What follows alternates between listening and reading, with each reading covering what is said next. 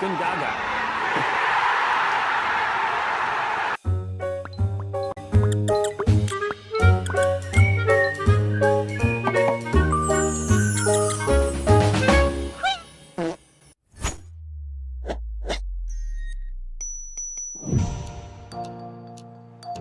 Hello once again, my chickadees. Game & Chick is back once again with another review. Before we get started, I'd like to give a big shout out to Square-Enix for providing me with a review copy of the game to make this review possible. Thank you very much. So now with that having been said, time to start the journey.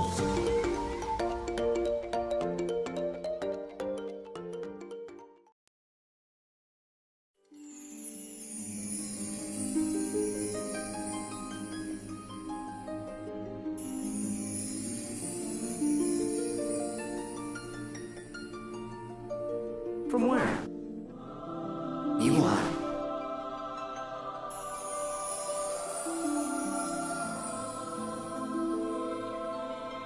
You're a little more important than my sword.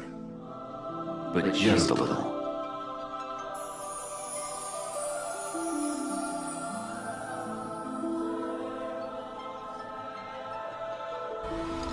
Boy, oh boy. The price of freedom is steep. Will I see you again?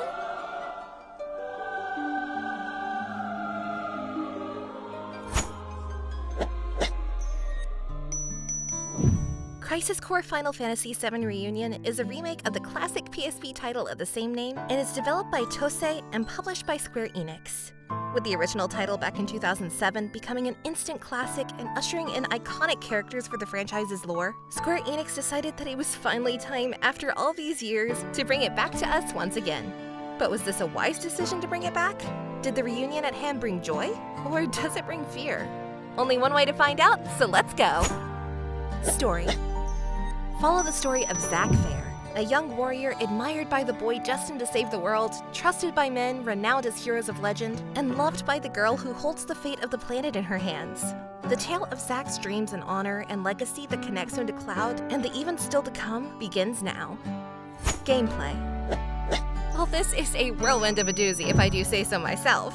Being a longtime Final Fantasy VII fan in general, with the original title being genuinely one of my favorite games of all time, I've had the privilege of not only being able to give my thoughts on this franchise in previous videos I've made, but I've also gotten the opportunity to review Final Fantasy VII Remake and its Yuffie add-on intermission via review copies. If that wasn't enough to make me fangirl out, Square-Enix then decides to put me in an early grave with a heart attack by providing me with an early access copy of Crisis Core Reunion as well. I, like most Final Fantasy VII fans, consider this the starting point of everything that eventually comes to pass, such as the events of Cloud & Company fighting against the forces of Shinra and their corruption, the destruction of the planet, the terror of Sephiroth, Geostigma, Remnant Mama's Boys of Sephiroth,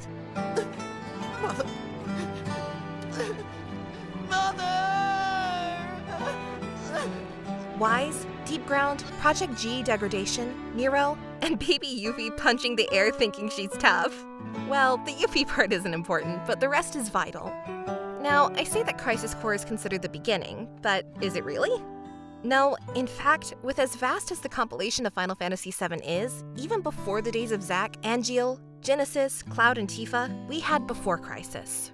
Crisis Core, Before Crisis, these subtitles and names are all starting to sound like what I'm going to be going through during my midlife crisis when I'm in my 40s. But that's a topic for another mental breakdown day. Now, I can give the whole history lesson about the Turks and their leader Verdot. Elfie, the leader of Avalanche, whose broken materia she wears on her arm, gives her the strength and power equal to another legendary character, Sephiroth, but at the cost of getting her own life energy drained. The strategic and strong Shears of Avalanche, or even delve further into the Wutai War and the conflicts from within Shinra with scientists Hollander and Hojo. Believe me, like Captain America, I can do this all day. But then I'd have to go into further detail about the role Vincent ultimately plays in the events of Dirge, Lucretia being the birth mother of experiment we now know as Sephiroth, the Cetra, also known as the Ancients, and the role they played in humanity's mistakes in siphoning their thought to be cells that are used in experiments such as Project G that gave birth to Genesis, created Sephiroth, and made Cloud, Zack, Angeal, and other members of Soldier what they are today, which some call living monsters, which also ended up being a falsehood by Shinra.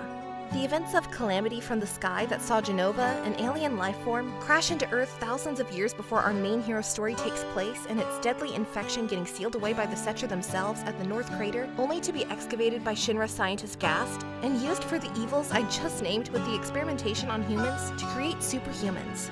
Again, I could go on with this forever, and I haven't even gotten into the discussion about Wise and Nero and the secretive deep ground hidden at Mako Reactor Zero that made use of stagnant Mako to further subject test subjects to brutal training. Maybe I'll make a huge hour or so long video in the future going over the entire history of the Final Fantasy VII timeline, because it's quite a doozy.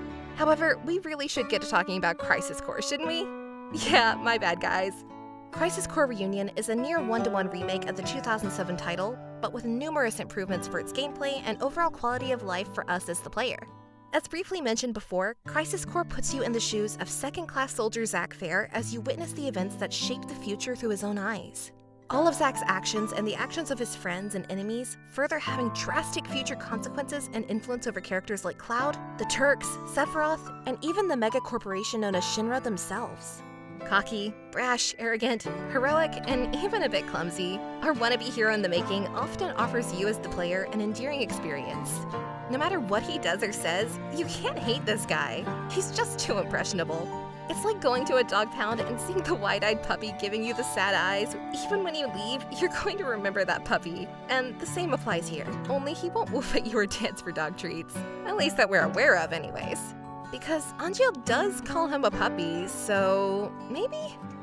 Nah, no way. But maybe? Either way, he's a pound puppy that you will grow to care for and root for the further you trudge through and push forward through the main narrative. We open the game with Zack and Angeal riding on Thomas the Tank Engine, mowing down Shinra soldiers. And if you've played the original Final Fantasy VII, you will notice similarities between Cloud and Zack's train entrances. Only Zack's is way cooler, with slow motion jumping through narrow spaces and overall more agile. Arriving at your destination, you begin your first mission and briefly take on waves of enemies, and it is here where you learn your basic battle mechanics that consist of A to dodge, right bumper to block, X to consistently do melee strikes, and left bumper plus your facial buttons to use equipped materia such as fire, thunder, cure, and even special attacks for extra melee damage to initiate at the end of a normal combo attack. I played on Steam Deck with an Xbox controller, so that's why the buttons seem weird. Simple though, right? Well, sort of. To test you out and make sure you have the basics down to a T, you go up against big ol' fat boy behemoth. And it is here when a new mechanic for you is thrown into the mix, and that is DMW. Not to be confused with DMV, obviously, because Lord knows we all hate that place. It's as bad as being trapped in an elevator with Barrett, hearing him whine about protecting the planet for 5 hours. Chill, bro. We gotta protect the f***ing planet, Cloud! Don't you see? The f***ing planet needs f***ing saving, and you ain't doing a damn thing about this sh**. Now what do you f***ing have to say about that? Get help. So what is DMW exactly? Well, DMW stands for Digital Mind Wave, and in short, it's basically a slot machine that works off of Zack's memories, and when memories match up with 3 of the same memories in a row, a limit break will activate that relates to a memory he has to give him motivation. For example, his limit break could be in relation to Sephiroth that allows him to initiate Octoslash Rush of Sword Slicing, Fist-punching Fury when thinking of Angeal, full heal spell when thinking of Aerith, or even going full-on Call of Duty and performing an airstrike on your enemies, which is actually hilarious, especially when you do it to summons like Ifrit. Can't beat him with magic? Screw it, nuke him! And that's how we got Destroyer from Godzilla made, you guys, only with the hellfire of Ifrit. Yikes. Besides simply matching memories, numbers also play a key role in abilities you gain, or rather buffs you obtain should numbers match up with each other. A few examples of this are 777 giving you invincibility for a short period, 444 making all of your melee attacks cost 0 AP for a limited time, 222 making all magic spells like elemental attacks or curing cost 0, etc. With 15 DMWs to learn and obtain and roughly 19 limit breaks on top of it, alongside unlocking summon mode that gives you the chance to summon beasts like Ifrit or silly chocobos that stomp the ground, leaving a big paw print like it's Jurassic Park or something, it ultimately gives you something to work towards, which we'll go into detail in just a bit, as I'd like to dive into the story just a bit. Hopping back into the narrative, after beating Behemoth, you get overconfident and get taken down by Maybelline glorious-haired Sephiroth himself. What the heck, man? Don't tase me, bro! Luckily for you, this was all just a VR simulation to train Zack. Phew! Mr. Victoria's Secret would have whipped my booty pretty bad. From this point on, the casual story of the brother relationship between Zack and his mentor Angeal takes a drastically different turn as you learn that stupid-faced Genesis has defected and turned traitor like a loser, head to Wutai to end the ongoing war, learn the history of dumb apples. Wait, what? Angeal, what the heck did you just call me? Oh, you mean actual apples? Well, good thing for you. Boy, I would have wrecked you. Assault Fort Tamblin and have a Wutai soldier tell you, Kill us. We will always go against Shinra if we draw breath. well, if Zack won't do it, as he tells them no, then I for sure would. Zack isn't evil like that, but me? Heck no. You wanna die, bro? No problem. Fatality. While experiencing these story beats, the overall gameplay will remind you that this isn't a new game, built from the ground up for the first time, and instead reminds you that, yes, this is a remake or remaster of an actual PSP release from over 10 years ago. This is the most evident, with some missions feeling a tad bit repetitive, such as running through narrow pathways, taking on wave after wave of repeating enemies, small and condensed dungeons, and the dreadfully annoying lady that constantly yells at you, activating combat mode, and conflict resolved. Oh my god, lady, just shut your trap! I heard you the first 100 times! I don't know who's worse, her or the lady in Sonic Adventure telling me that the train is departing for the Mystic Ruins soon. The train headed for the No. Mystic Ruins. No! The train Don't do it. for the Mystic. Nope. Thank you! Luckily, to get around some tedious gameplay, you're able to take part in side quests that you can undertake as you traverse Midgard across places such as Sector 8, like getting your wallet stolen and chasing after the damn run who took it. Personally, I wanted to push him down into the sewer for Pennywise to eat, but Aerith says no, so my hands were tied. In addition to the mapping of materia and other special attacks on your facial button, you're also able to perform materia fusion, which entails you mixing and matching two materia together or an item to create brand new materia to use based off of your selections, which means you can make an even stronger elemental materia or form new melee attacks to further bolster your attack combinations in battle. And the end result is giving you hours of unique customization options that makes each playthrough more unique than your last one. In addition to your main scenario missions and side questing, you may also purchase much needed items from the shop from save points that can give you an edge in combat, and also be able to take part in extra missions for further rewards. But like I did to you before, we will get back to that in the extra stuff section, because we have way more important stuff to talk about this time. After you get confronted by little baby Yuffie, who thinks she's a great warrior of Wutai, and play along with her little games as she excitedly believes she beat you in a fight, while her hometown burns with dead bodies everywhere. Ah! No! You got me! Now teach you to mess with me. Once again, I saved Wutai. You get to engage in a battle against some Ifrit that gets things really heated up. I'm sorry. Watch Sephiroth be a total badass and one-shot deities. Learn that just like Genesis, Angeal too has turned traitor and scream in disappointment. You were supposed to defeat the traitors, not join them. Go to Benora Village and learn that Genesis has pulled a Sasuke Uchiha and killed all the townspeople. Fail at a rocket slicing minigame and then get roasted to holy heck by Sung for failing really, really badly.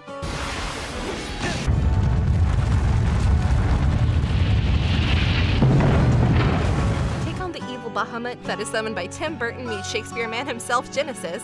Watch a village get Raccoon City'd and nuked to oblivion. Get sidetracked in the Shinra HQ exhibit room, where you see all the really cool stuff you're eventually going to steal later on in the original FF7, such as the Aerith rescue mission, truck and airship, and even Little Mac's bike from Mike Tyson's Punch-Out. Well, maybe not that exactly. Hey! Get back here! Give me back my bike, ya bum! The story in Crisis Core is very somber overall, with the only real upbeat side of the game being the time you spend with Aerith in the slums and at her church. Zack and Aerith are absolutely adorable together, which makes knowing the things that are about to come to pass even more gut-wrenching and heartbreaking, knowing the inevitable. But holding in our dang ugly cry for now. Join up with Sephiroth to take down Angeal and Genesis, take in the flashback scene of Genesis, Angeal and Sephiroth when they were all best friends training together, and thinking how tragic this all is. Why is it so tragic? Well, as of this time, they're all friends, burden-free. But ultimately, it's these three individuals that end up turning the tide on the entire world for generations to come due to their actions. While their training fight is stunning, it leaves you with a feeling of sadness knowing everyone's fate and role they play going forward in the Final Fantasy compilation. And it makes you feel a bit of pity and remorse for them as characters. even though they do not deserve it. The tragic part of it all is that none of it is their fault that they turned out this way. They had their fate sealed the moment they were created or experimented on via Project G, and left with a life of being a ruthless killing machine or slowly dying to the side effect of the experiment called degradation that ultimately will kill you. So you're probably thinking, cool story and all, but isn't there anything new in this title over the original? Well, yes, but also no. While overall it's the same story beats and even combat functions mostly the same, from a graphical standpoint, especially on PC and the Steam Deck, this title feels along the lines of something like Final Fantasy VII Remake, and with its fresh coat of paint, can fool you into believing this is an entirely new game. You also have slight improvements to the combat, with combat from the original feeling like a more methodical pace to it, whereas here in Reunion, it feels like it's been sped up more with attacking and combat feeling vastly more smooth and way more responsive than the PSP counterpart did to me. Honestly, it felt like literally zero input lag, and every time something did happen to mess it up, 9 out of 10 times it's human error. Which, if you've been around long enough to know my gaming habits by now, you know I am very accident prone.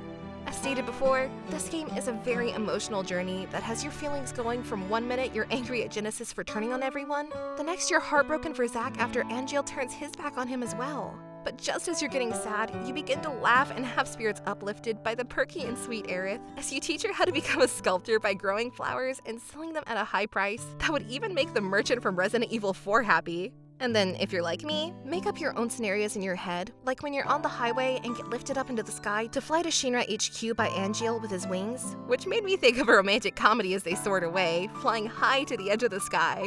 Or, again, because I'm very, very weird, laughing at my own jokes during Chapter 3 as I take a look inside the tank and see something I did not expect to see.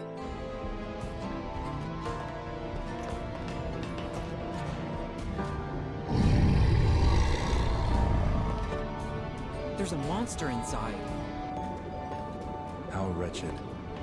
Like I said, you're in for an emotional roller coaster, and just like me, if you've played this title before or played FF7 Original, you will be holding in your ugly cry for a very long time in this title. Extra stuff.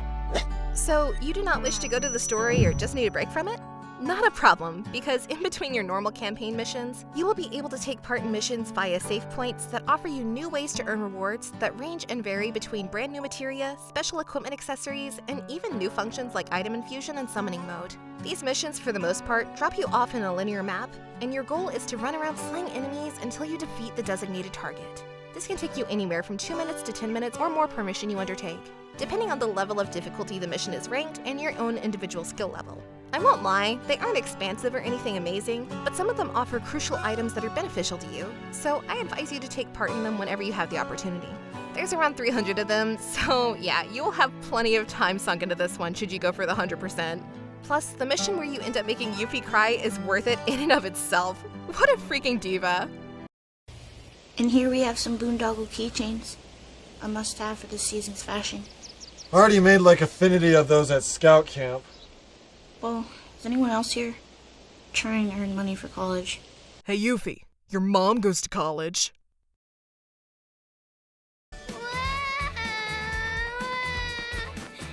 Dislikes.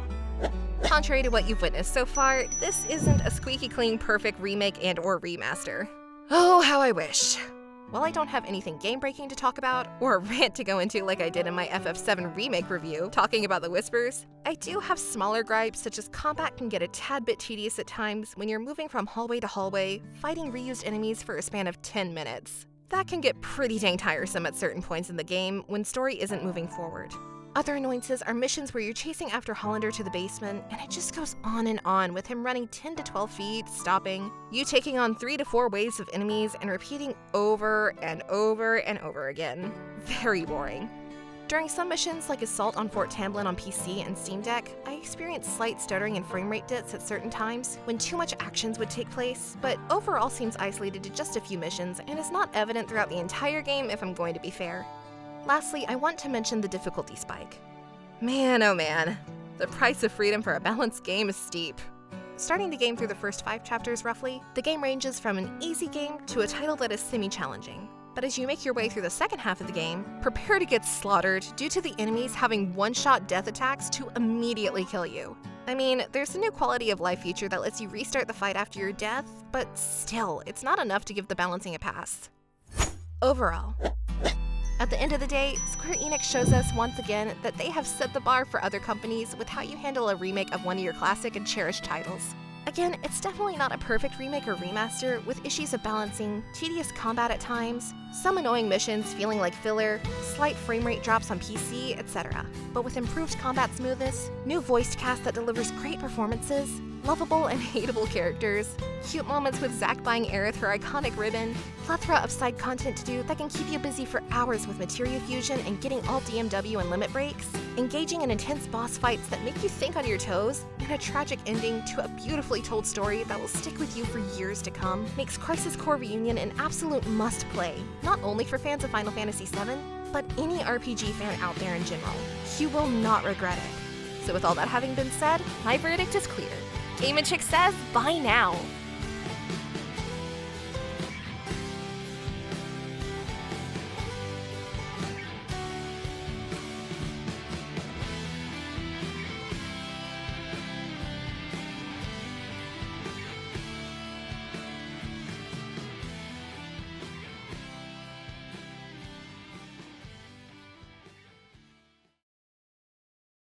At Wingstop, we don't just make wings.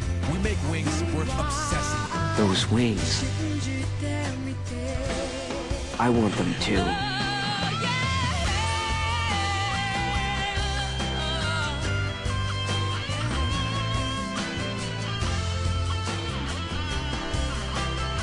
Hey everyone, thanks for watching! I really hope you enjoyed that review, and I look forward to bringing more to you in the coming future. For new people, feel free to hit that subscribe button and give this video a like or share, and for people already subscribed, make sure to hit that notification bell so that you do not miss out on any future content uploaded. Also, feel free to click on my other reviews linked above because they're kinda cool too, so give them a look. Once again, thank you so much for watching, and I'll catch all you chickadees on the next one. Quack!